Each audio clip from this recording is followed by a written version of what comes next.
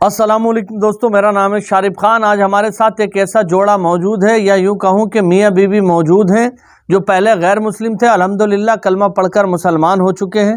पहले शोहर ने इस्लाम कबूल किया, बीवी उससे नाराज़ रही, उसके बाद फिर बीवी ने भी इस्लाम कबूल कर लिया। ये अपनी ज़िंदगी की पूरी कहानी आपको बताने आए हैं कि वो क्या टर्निंग पॉइंट था, यानी इनकी ज़िंदगी में ये बदलाव कैसे आया, कैसे इनको अल्लाह की पहचान हुई, कैसे दीन की पहचान हुई। और जब दीन की पहचान हो गई तो फिर दीन की ऐसी पहचान हुई कि सारी दुनिया से रिश्ते नाते टूटने पर भी मजबूती से दीन की तरफ खड़े रहे। घर चला गया, प्रॉपर्टी चली गई, लेकिन उसके बावजूद भी अल्लाह की रस्सी को मजबूती से पकड़ा।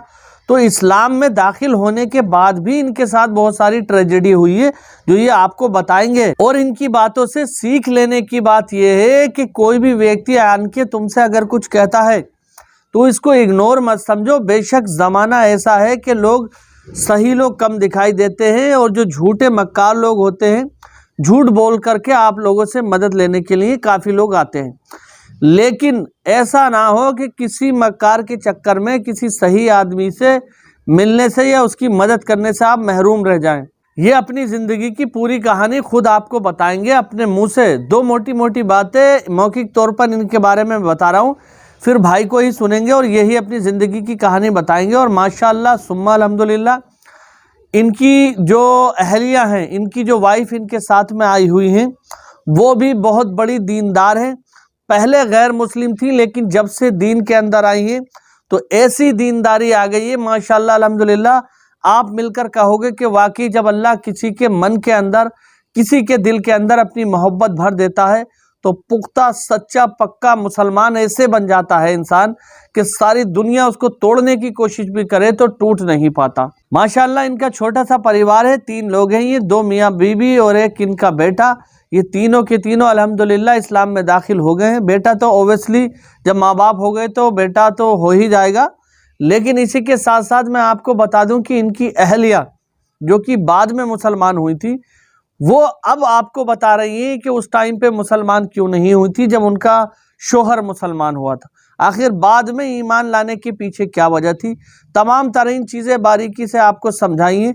और आपके ये जो रोंगटे बोलते हैं ना, जिनको रुआं बोलते हैं, ये खड़े हो जाएंगे इनकी बात सुनने के बाद। तो इस वीडियो को लास्ट तक देखना। ये इंग्लिश में बात कर रहे थे, कंप्यूटर से इनकी आवाज़ को हिंदी और उर्दू में किया गया है, इसलिए ताकि आप लोगों को समझ में आ सके। तो ध्यान से इनकी बात को सुनना और फिर आप और हम बातचीत करेंगे। तो शुरू करते हैं वीडियो। मैं एक ईसाई के रूप में पला बड़ा। मैंने 18 साल की उम्र में इस्लाम कबूल किया। इसके तुरंत बाद मेरी शादी हो गई और अब मेरे 3 बेटे हैं। मैंने इलेक्ट्रिकल इंजीनियरिंग की पढ़ाई की है और अब काफी दिनों से 2007 से आप कह सकते हैं मैं जर्मनी में इस्लाम के प्रचार का काम कर रहा हूँ। धर्म के प्रति आपकी जिंदगी कैसी थी? इस्लाम से पहले आप किस पर विश्वास करते थे? मैं एक ईसाई के रूप में पला बड़ा। मैं हर रविवार चर्च जाता था, करीब 8 साल की उम्र तक। मेरे पिताजी तो किसी भी चीज पर यकीन नहीं करते थे, लेकिन मेरी माँ कैथोलिक थी और उनका विश्वास मजबूत था। हालांकि बाद में वह भी पाबंदी से चर्च नहीं जाया करती थी, मतलब उम्र के साथ साथ ये सब थोड़ा कम हो गया। मैं एक ईश्वर पर यकीन करता था और पैगंबरों की कहानियों पर भी। मेरे लिए ये सब कहानियां सिर्फ कल्पनाएं नहीं थीं। लेकिन मैं कभी ट्रिनिटी का मतलब नहीं समझ पाया। एक खुदा है, उसका बेटा है और फिर पवित्र आत्मा है। मैंने इस पर कभी यकीन नहीं किया। मैं बहुत प्रार्थनाएं करता था। इस्लामी हिसाब से कहें तो मैं दुआ करता था। जब कोई परेशानी होती तो मैं उससे दुआ करता, चाहे स्कूल की मुश्किलें हो या निजी जीवन की। यहाँ तक कि जब मैं थोड़ा बड़ा हुआ और मुझे गर्लफ्रेंड चाहिए थी, तब भी मैंने उससे दुआ की। अब ये अजीब लगता है, लेकिन ऐसी कौन सी बात थी जिसने आपको अपनी धारणाओं पर सवाल उठाने पर मजबूर किया? सबसे पहली बात थी ट्रिनिटी, जो मेरे समझ से बाहर थी। मैंने सोचा ये तो बिल्कुल गलत है। सबसे पहले तो इसीलिए कि ये बहुत जटिल था। एक ही खुदा है, बस वही है, इसके अलावा कुछ नहीं है। और बचपन से ही मैं इसी पर यकीन करता था। इसके अलावा मरने के बाद क्या होगा, इसका कोई साफ जवाब नहीं था। मैं इस बारे में जानना चाहता था। मैंने लोगों से इसका जवाब जानने की कोशिश की। मैं पूछता, मरने के बाद क्या होगा? मैं इस बात को लेकर बहुत उत्सुक था, लेकिन ईसाई धर्म में इसका कोई साफ जवाब नहीं मिला। आप एक ईसाई हैं और मानते हैं कि ईसा मसीह ने आपके पापों के लिए जान दे दी और फिर सब ठीक हो जाएगा। ठीक है, लेकिन मौत के बाद क्या होगा? मान लो मैं अभी मर गया और मुझे कब्र में रखा गया, फिर क्या होगा? ये तो बताओ। और मैंने खुद से कहा एक धर्म को तो इसका जवाब जरूर देना चाहिए। जवाब ना होना नामुमकिन है, क्योंकि यह तो सबसे बड़ा सवाल है। जिंदगी का मकसद क्या है, हम यहाँ क्यों हैं, कहाँ जा रहे हैं। मुझे ईसाई धर्म में इसका जवाब नहीं मिला। तब मैंने कहा ठीक है, कुछ ना कुछ तो कमी है। आपको इस्लाम के बारे में पहली बार कैसे पता चला? क्या आपके मन में कोई पूर्वाग्रह था? ओह, मेरे मन में इस्लाम को लेकर बहुत सारी गलत धारणाएं थी। क्या आपके कोई मुस्लिम दोस्त थे? नहीं, लगभग 16 या 17 साल तक तो कोई भी मुस्लिम दोस्त नहीं था। स्कूल में मेरा एक पाकिस्तानी दोस्त था। असल में उसी ने मुझे इस्लाम से परिचित कराया। इस्लाम के बारे में मैं बस इतना ही जानता था कि पहली बात, मुस्लिम लोग सुअर नहीं खाते, जैसे ये इस्लाम का कोई मुख्य स्तंभ हो। दूसरी बात, अगर किसी एक मुस्लिम से उलझे तो उसके 40 कजन तुम्हारे पीछे लग जाएंगे। बस इस्लाम के बारे में इतना ही जानता था। और हाँ, कुछ कुछ बातें मीडिया से भी सुन रखी थी, और मीडिया में इस्लाम के बारे में हमेशा एक ही तरह की कहानियां मिलती थीं। आपको इस्लाम के बारे में कोई असली बात नहीं बताई जाती, बल्कि सिर्फ मुस्लिम देशों से जुड़ी बातें मिलती हैं। और जब भी उनके बारे में कुछ सुनते तो वह जंग होती थी या कोई आतंकी हमला वगैरह। मुझे लगता था कि इस्लाम एक हिंसक धर्म है, पिछड़ी सोच वाला, शायद खतरनाक भी। इस्लाम कबूल करने से पहले इस्लाम के बारे में मेरी सोच ऐसी ही थी। इस्लाम की ओर आपका सफर कैसे शुरू हुआ? आपको इस्लाम की कौन सी बात सबसे ज्यादा प्रभावित कर? स्कूल में मेरी मुलाकात उसे पाकिस्तानी दोस्त से हुई। उसने मुझसे इस्लाम पर बात करना शुरू किया। शुरुआत में उसने इस्लाम का नाम भी नहीं लिया, वह बस एक खुदा की बात करता था कि तुम एक खुदा पर विश्वास करते हो और आपको यकीन है कि सिर्फ एक ही ईश्वर है, ट्रिनिटी या कुछ और नहीं। बिल्कुल, मैंने उससे कहा हाँ, मैं इसी पर विश्वास रखता हूँ। फिर उसने मुझसे पूछा इस्लाम के बारे में क्या सोचते हो। ये उसका सवाल था। मैंने कहा इस्लाम ही क्यों। और जब उसने इस्लाम के बारे में बताना शुरू किया तो मैं जल्द ही समझ गया कि ये तो बिल्कुल वही है जो मैं मानता हूँ। उसने मुझे एक खुदा के बारे में बताया और उसकी खूबियां समझाई कि वह सर्वशक्तिमान है, हर चीज पर काबू रखता है। जब उसने इस्लाम की बात की, मैंने कहा वाह वाह, ये तो बिल्कुल वही है जिसे मैं पहले से मानता हूँ। लेकिन फिर वही एक समस्या थी कि ये इस्लाम है, एक हिंसक और खतरनाक धर्म। ये सच नहीं हो सकता। और फिर भी, जैसे मैंने खुद से कहा, हे ईश्वर, कृपया ये सच ना हो। कुछ भी हो लेकिन इस्लाम नहीं। कृपया कुछ और हो पर इस्लाम ना हो। आखिर यही सच क्यों हो? हाँ, क्योंकि मैंने खुद से कहा नहीं, मैं इस धर्म को कैसे अपना लूं? मुझे पता था कि पश्चिम में इस्लाम की कैसी छवि है। और मैंने खुद से कहा अगर मैंने अपने माँ बाप, दोस्तों या किसी को भी बताया कि मैं मुसलमान बन गया हूँ, नामुमकिन। तो इसीलिए मैं इस्लाम से आसानी से प्रभावित हो गया। लेकिन इस्लाम की नकारात्मक छवि की वजह से झिझक रहा था। कुछ तो मीडिया के कारण था और कुछ मुसलमानों के व्यवहार की वजह से, ये भी कहना पड़ेगा। तो क्या आपको आखिरत के बारे में अपने सवालों के जवाब भी मिले? मैंने अपने दोस्त से मौत के बाद की जिंदगी के बारे में पूछा, क्योंकि जैसा कि मैंने कहा, धर्म के पास इसका स्पष्ट जवाब होना चाहिए। उसने कहा हाँ हाँ, हमारे पास जवाब है। मैं तुम्हें पूरी बात बता सकता हूँ, कब्र में जाने के पल से लेकर जन्नत और जहन्नम तक की पूरी यात्रा। मैंने कहा हे ईश्वर, मुझे ये पढ़ने दो। फिर उसने मुझे एक किताब दी जिसमें आखिरत की पूरी यात्रा थी। और जब मैंने पढ़ना शुरू किया तो दिल जैसे कांपने लगा। मैं रुक ही नहीं सका, मैं बस पढ़ता चला गया। और जो कुछ पढ़ा वह कल्पना से परे था। आप हॉलीवुड की कहानियां जानते हैं, जैसे कोई एस्ट्रॉयड धरती से टकरा रहा हो, उससे कोई तुलना ही नहीं थी।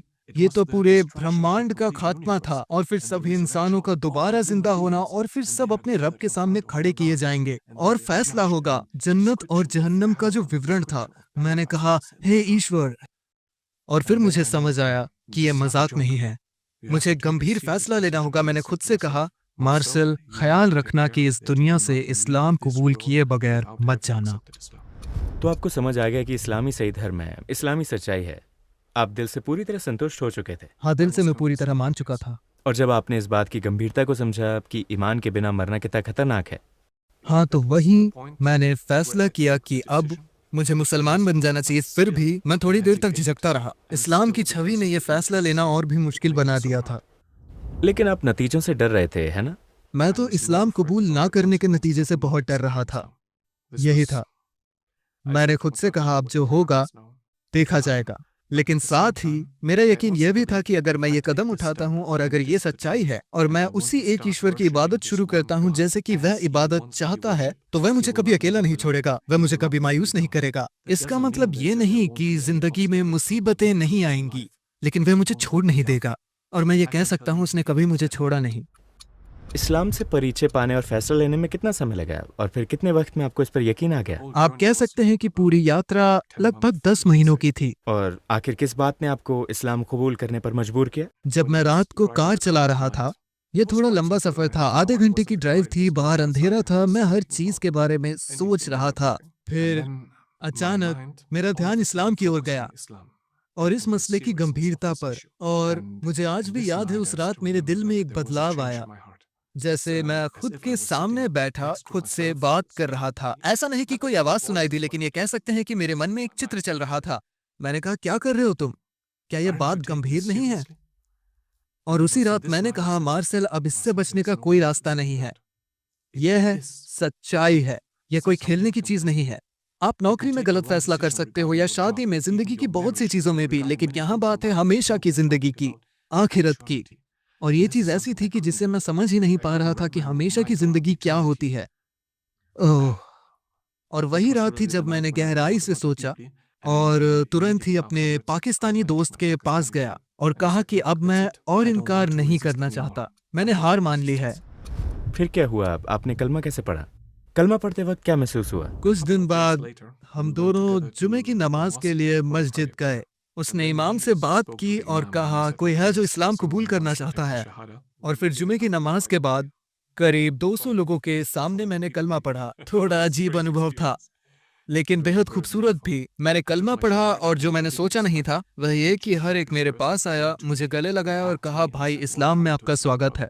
वह सच में बहुत खूबसूरत लम्हा था।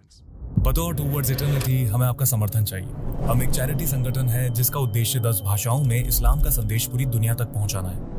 आपके समर्थन से आप लोगों को इस्लाम अपनाने, हराम को छोड़ने, नमाज पढ़ने, हिजाब पहनने, कुरान पढ़ना सीखने जैसे कामों में मदद कर सकते हैं और इन सभी नेक कामों में भागीदार बन सकते हैं इंशाल्लाह। टूवर्ड्स इटर्निटी को दान दें और इस सुनहरे मौके को हाथ से न जाने दें।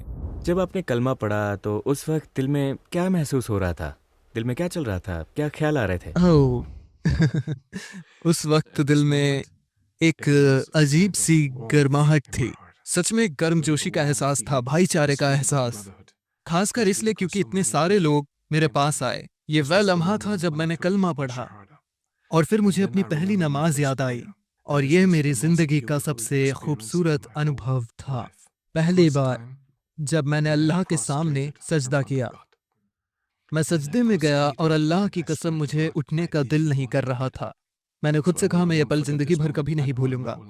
लोग सड़कों पर $50 में जो खुशी खरीदते हैं, वह सफेद पाउडर जिसे नाक में सूंघते हैं, वह तो बस एक रासायनिक असर है। लेकिन जब मैंने कलमा पढ़ा और इस्लाम में दाखिल हुआ तो मेरी खुशी की तलाश खत्म हो गई। और यही सबसे बड़ा फर्क है इस्लाम से पहले वाले मार्शल और बाद वाले में।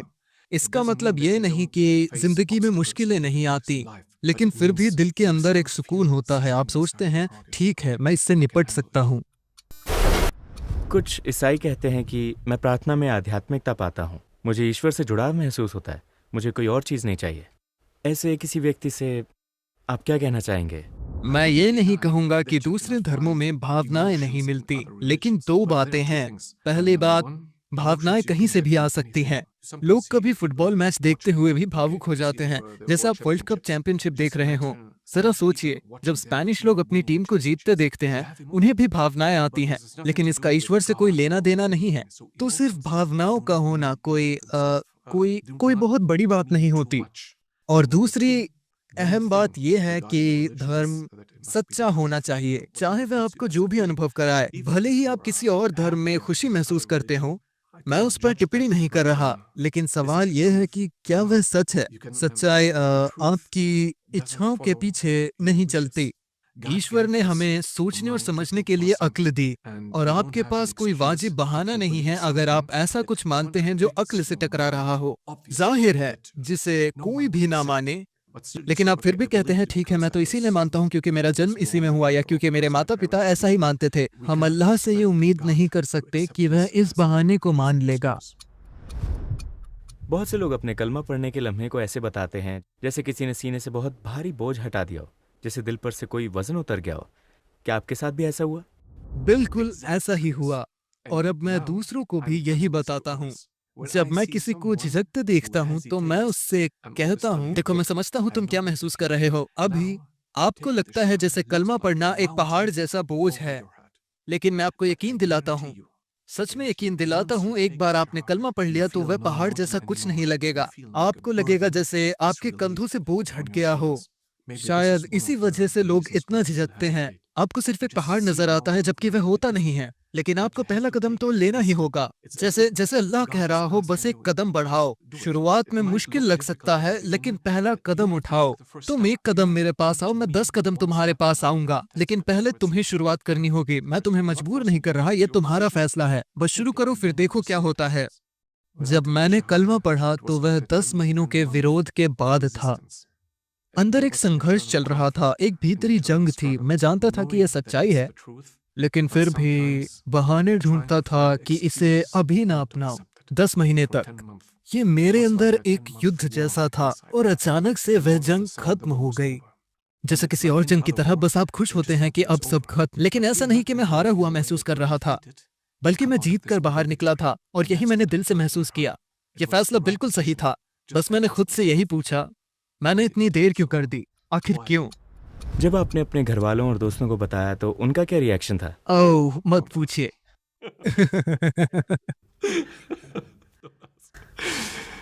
सबसे पहले तो मुझे मानना पड़ेगा कि मैंने अपने परिवार के साथ एक बड़ी गलती की। मैंने आपको बताया था कि मैं 10 महीने तक दिल से यकीन कर चुका था, लेकिन मैं पहला कदम उठाने की हिम्मत नहीं कर सका। इन 10 महीनों में मैंने अपने माँ बाप से इस्लाम के बारे में एक पल के लिए भी बात नहीं की, एक सेकंड भी नहीं। उन्हें नहीं पता था कि मैं किताबें पढ़ रहा हूँ या अपने दोस्त से बहस कर रहा हूँ, कुछ भी नहीं।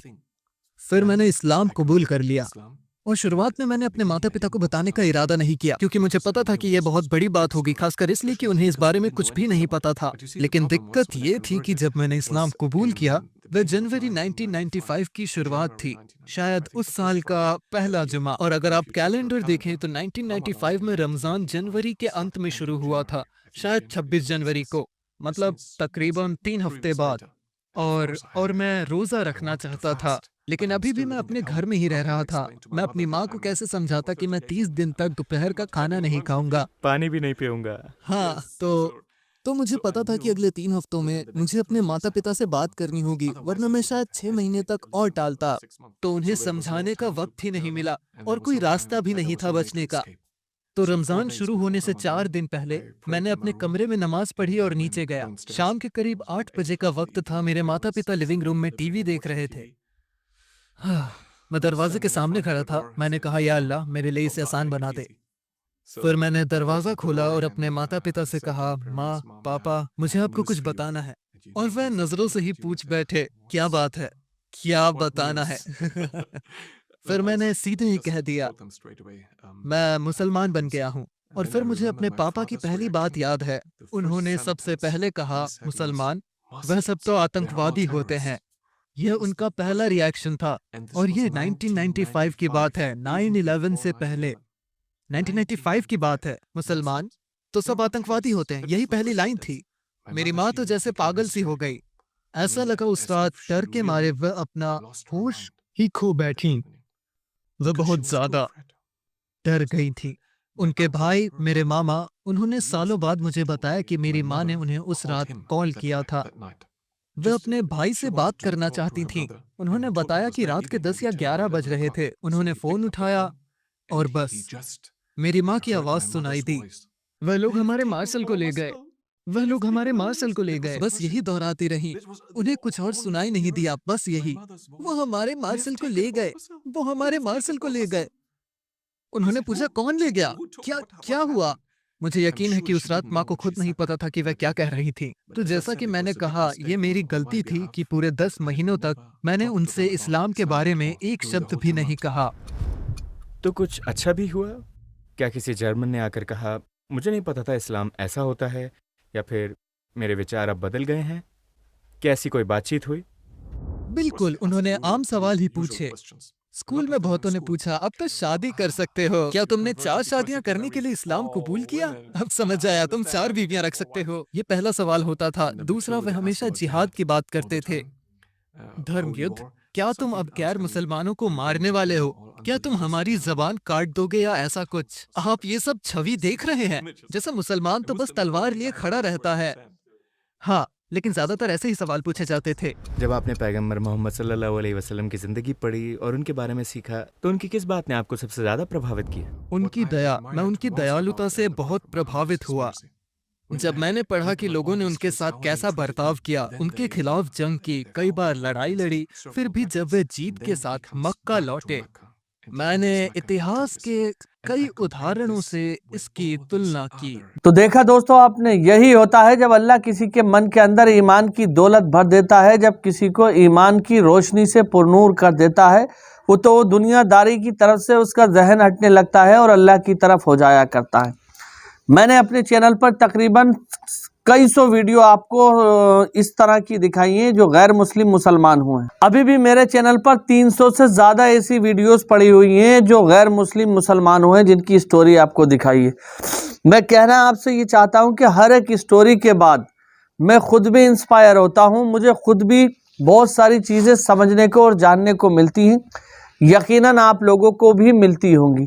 अब देखो, दुनिया में दो तरह के लोग हैं। एक वो लोग हैं जो आजकल रील पे खोए हुए हैं, मोबाइल पर 24 घंटे रील देख रहे हैं। लोग कॉमेडी के नाम पर गालियां दे रहे हैं, उनको देख देख कर हंस रहे हैं और दूसरे लोगों को भी दिखा रहे हैं। लोग ऐसी चीज़ों को देखना पसंद कर रहे हैं जो बेहयाई की तरफ लेकर के जाती है।